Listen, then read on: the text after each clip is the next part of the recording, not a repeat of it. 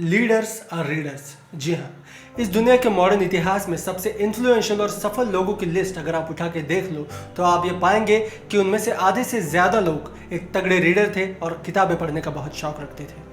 किताबें पढ़ने का सबसे बड़ा फ़ायदा ये है कि इस दुनिया के महान लोगों के मन की गहराई में क्या विचार चल रहे होते हैं ये समझने का हमें मौका मिल जाता है, और उनके लाइफ लॉन्ग लर्निंग्स जो कि उन्होंने ज़िंदगी भर कड़ा संघर्ष करने के बाद सीखी है वो हमें कुछ ही समय में किताबों के जरिए सीखने को मिल जाती है। तो आज की इस वीडियो में ऐसी ही 5 लाइफ चेंजिंग किताबों की लिस्ट मैं आपको रिकमेंड करने वाला हूँ। ये किताबें मेरी पर्सनल फेवरेट है, मैंने 2022 में पढ़ी है और इन किताबों ने मेरे सोचने का नज़रिया पूरी तरीके से बदल दिया है और इनकी बातें अपने जीवन में अप्लाई करने के बाद मैं अपनी ज़िंदगी में बहुत सारे पॉजिटिव बदलाव ला पाया हूँ।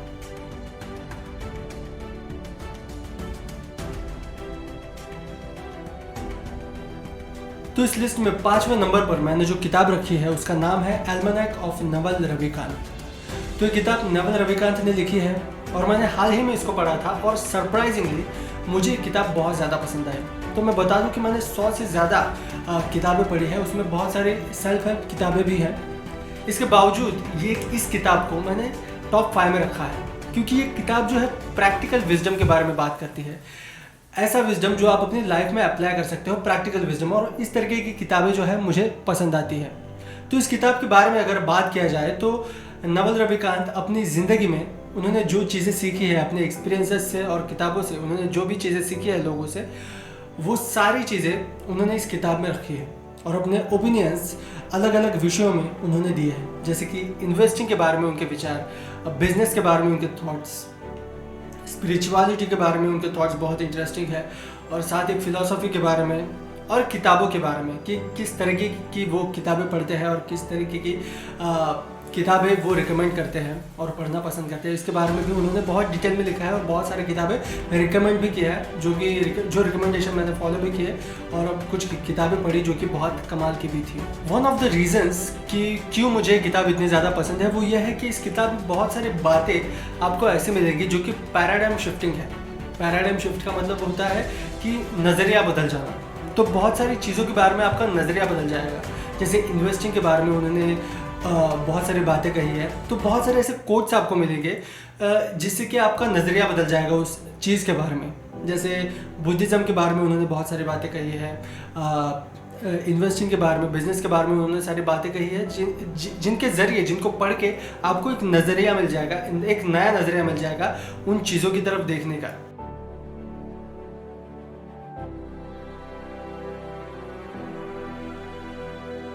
तो इस लिस्ट में चौथे नंबर पर मैंने जिस किताब को रखा है उसका नाम है द मिरेकल मॉर्निंग। हालांकि बहुत से लोग इस किताब को one of the best self help books में कंसिडर ना करें, मगर अगर आप मुझसे पूछे तो मेरे ख्याल से एक अच्छी सेल्फ हेल्प बुक या फिर इंस्पिरेशनल बुक वो है जो इजी टू इम्प्लीमेंट हो, प्रैक्टिकल हो और ऐसी किताब हो जो सच में आपके लाइफ में कुछ अच्छे चेंजेस ला पाए, ना कि वो किताब जो कि सिर्फ थियोरेटिकल बातें करती हो। और मेरे हिसाब से द मिरेकल मॉर्निंग ऐसी किताब है जो बहुत आसानी से आपकी लाइफ में बहुत पॉजिटिव चेंजेस ला सकती है। तो इस किताब के बारे में अगर मैं बात करूँ तो इसमें एक कॉन्सेप्ट है सेवर्स करके, SAVERS, जिसमें S stands for silence, A for affirmations, V for visualisation, E for exercise, R for reading and S for scribing. तो ये जो कंसेप्ट है, इसमें 6 कंसेप्ट्स, ये आपने बहुत सारी सेल्फ हेल्प बुक्स में पढ़े होंगे। अगर आप सेल्फ हेल्प बुक्स पढ़ने के आदी हो तो उसमें positive thinking, visualisations, exercising, reading etcetera, इन चीज़ों के बारे में बहुत ज़्यादा बात होती है। अलग अलग किताबों में अलग अलग बातें होती है। तो ये किताब जो है, इसमें जो सेवर्स का कंसेप्ट है, मुझे लगता है कि वो निचोड़ है बहुत सारी सेल्फ हेल्प किताबों का। तो इस एक किताब को भी अगर आप पढ़ें और प्रॉपरली फॉलो करें, जो इसमें मॉर्निंग रूटीन बताया गया है वो प्रॉपरली अगर आप फॉलो करते हो अपने हिसाब से, तो मुझे लगता है कि बहुत मेजर चेंजेस आपके लाइफ में आ सकते हैं। जैसे कि पॉजिटिव चेंजेस मैंने अपनी लाइफ में महसूस किए थे जब मैंने इस किताब को पढ़ा था और फॉलो किया था। इसलिए मुझे किताब बहुत पसंद है क्योंकि ये बहुत ही प्रैक्टिकल किताब है और इसी वजह से मैंने इस किताब को टॉप 4 में रखा है।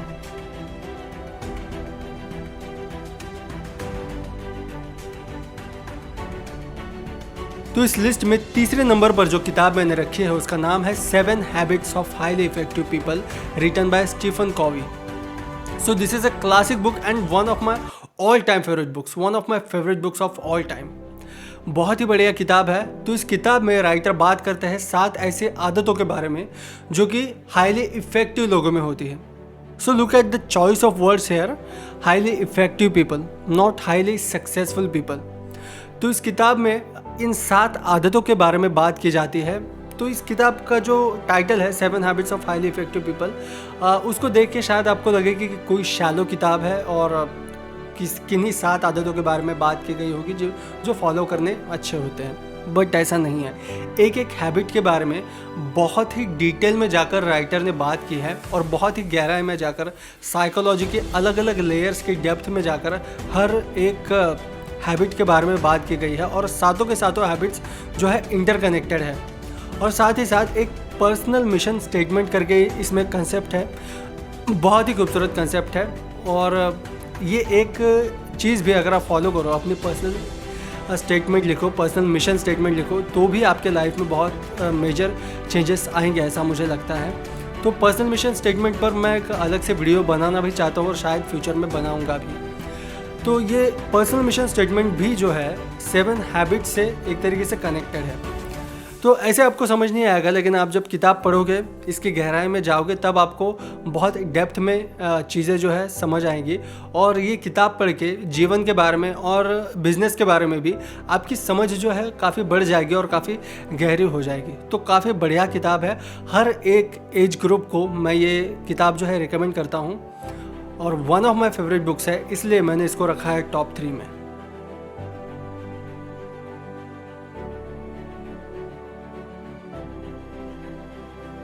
तो इस लिस्ट में दूसरे नंबर पर मैंने जो किताब रखी है उसका नाम है द एटॉमिक हैबिट्स। तो अगर आप सेल्फ हेल्प बुक्स पढ़ते हैं तो शायद है आपको इस बुक का नाम ना पता हो, क्योंकि ये बुक जो है बहुत पॉपुलर है और इस ज़माने में बेस्ट सेलर्स में गिनी जाती है। And for the obvious reasons, क्योंकि बहुत ही कमाल की किताब है ये। तो ये किताब जो है हैबिट्स कैसे डेवलप की जाती है, आदतें कैसे डेवलप की जाती है, इस टॉपिक के बारे में बात करती है। तो हैबिट्स पर पहले और भी किताबें बनी थी, जैसे कि द पावर ऑफ हैबिट एक बहुत ही मशहूर किताब मानी जाती थी। लेकिन पावर ऑफ हैबिट में दिक्कत ये थी कि इतनी ईजी टू रीड किताब नहीं थी और ईजी टू इम्प्लीमेंट भी नहीं थी। लेकिन द एटॉमिक हैबिट्स बहुत ही ईजी टू रीड है, कोई भी इसको पढ़ सकता है बहुत ही आसानी से।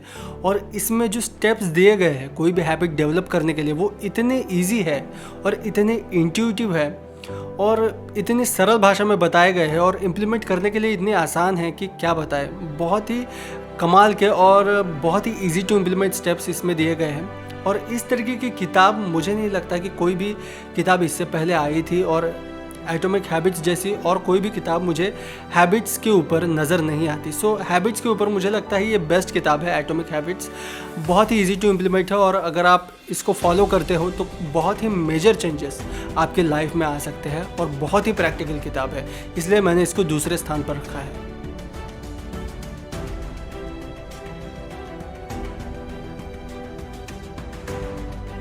इस लिस्ट में नंबर 1 पर मैंने जिस किताब को रखा है उसका नाम है माइंडसेट।